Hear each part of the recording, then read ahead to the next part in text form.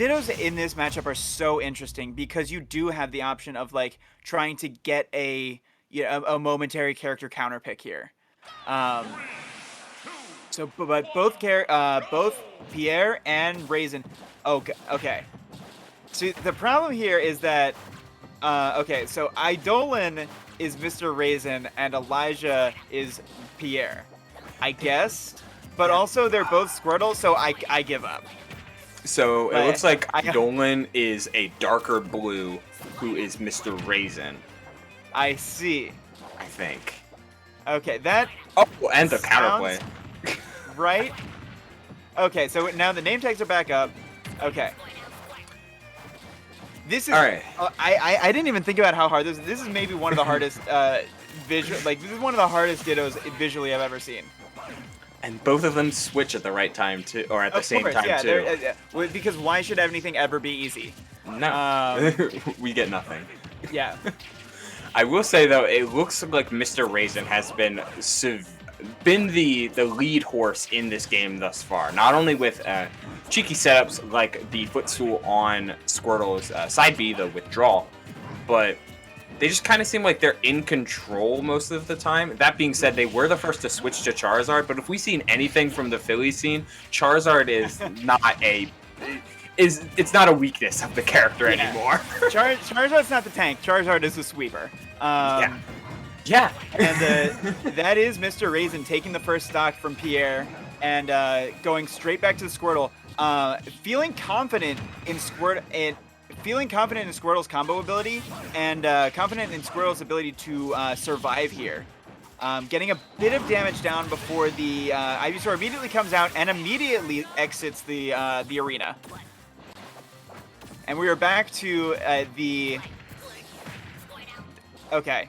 Back all right, to the so Squirtle. one player... Okay, so thank God that Pierre is the player one who's red and all of their Pokemon have a red motif, and Raisin, all their Pokemon have a blue motif. Thank God for that. I don't know if the game does that for you, but I am very grateful for that. Hopefully they just picked red skin, blue skin, and a difference of trainer as well, knowing that Pierre is the male trainer, I believe. There you go. Either way, we're learning on the fly here. Yeah, trying to piece together a what can be somewhat awkward though. The Charizard are very different now that I'm looking at them compared to the Squirtle differences. Like Charizard stands out. Like this is a blue Charizard. Well, it's like regular and shiny. But speaking of standing out, Raisin is establishing dominance here over Pierre with this Charizard Ditto. Getting these nairs, getting the stage control, and look, you see Charizard with your back to you. They are setting up for that back air, but just like that, Pierre gets the throw, and now it's Pierre with the stage control, and with all the damage that you really need to make some magic happen, and the rage as well. Yeah, at this point, it's practically even, because while things like Fair and things like Up Throw would start killing a little bit earlier for Mr. Raisin, like Pierre is far from out of it, especially if they are able to close this out with Ivysaur and follow through on it. But these up airs and basically all of these moves just kind of keep whiffing. That grab was clutch, but the timing on air dodges for Mr. Raisin have been absolutely pristine. Knowing when to wait to pull the trigger and knowing when to fire it early, so that Pierre just keeps whiffing. Yep. And again, Mr. Raisin, maybe a subscriber to the Beast School of Pokemon Trainer, really letting the Charizard rock here so far and getting a lot of their best work done with it. Another forward air KO, and that's game one with a 2-stock for Mr. Raisin. You did it, Charizard! I mean, that's a... We think that was Mr. Raisin. Yeah, we're pretty sure. Pretty sure it's Mr. Raisin. Yeah. Okay, so wait, Mr. Raisin would then be the male trainer. Okay. Yeah. Just that's mostly irrelevant, but it's nice to know. There's a lot of variables up in the air right now. The Pokemon have tangible differences, but because their tags are different, it also makes telling which player is which is a little awkward, but yes, confirmed. Idolin is Mr. Raisin. Thank you, production, and thank you, Nick Zonak. Shout outs to the man, the myth. The man, yeah. Let's see what we got here for game 2. If you're going to Pokemon Stadium feels right, naturally. Haha, Yeah, Pokemon right, Battle. yeah, it's the lore pick. Oh! Okay. Thank you. Thank you. I'm gonna follow Pierre on Twitter right now. You earned it, Pierre. Good job. And Absolutely.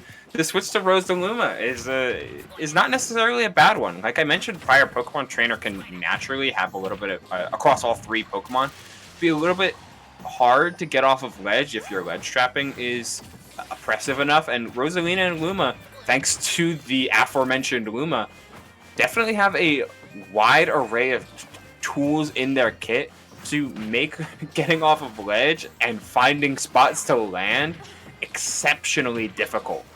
But, you know, Mr. Raisin is approaching this matchup how Pikachu often does, where, hey, I'm just going to not let you do anything, smile. Yeah. Just running straight, yeah, this slight smile Discord emote, yeah. Just running straight through this. And I was thinking like, man, speaking of characters that we really haven't seen online, and then Mr. Raisin kind of showing us exactly why. They're definitely they're one of those characters like Peach, as we saw that a little bit earlier. That Peach is a very input dexterous character, and oftentimes players changing control schemes for it. Rosa is that, but even more so, because attack canceling functions completely different for Rosa than any other character, and it's mandatory for her to learn to play at a high level. A solid start from, or a solid comeback from Pierre, though, utilizing Luma's natural displacement to punish Mr. Raisin despite getting hit sometimes.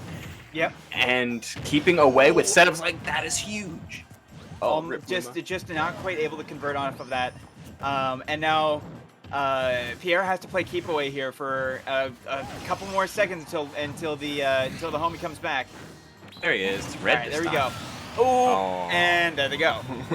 Now I said Mr. Raisin was a proponent of the B School of Pokemon Trainer, and that is that's Exhibit A right there. Flare Blitz from ledge sounds about right. Yeah. Oh, this one was blueberry flavored. Oh, there he goes. All right, the Luma now sitting on ledge. This is kind of the perfect spot, and trying to get the jabs to catch the 2-frame. Keep an eye on Luma. They're gonna be flying around anywhere time now.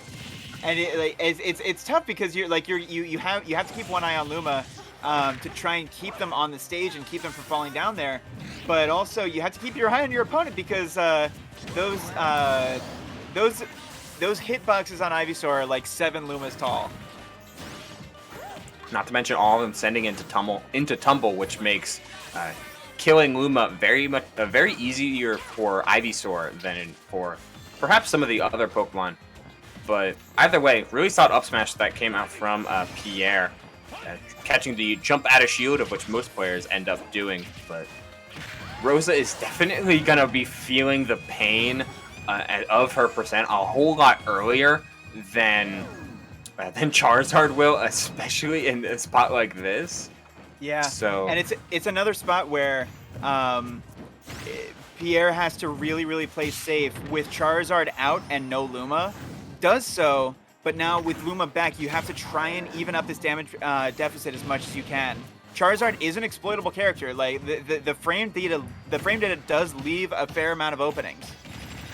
Good jab block and gets more damage with jab combo afterwards. Okay, Punish. Pierre learned their lesson. Shields the Flare Blitz. Fool me once, shame on you. Fool me twice, not today. It's got just really quick adaptation, and I love the immediate transition. You know what they didn't do the entire second stock? Grab. You know what they did immediately at the start of the third? Punish shield with a grab.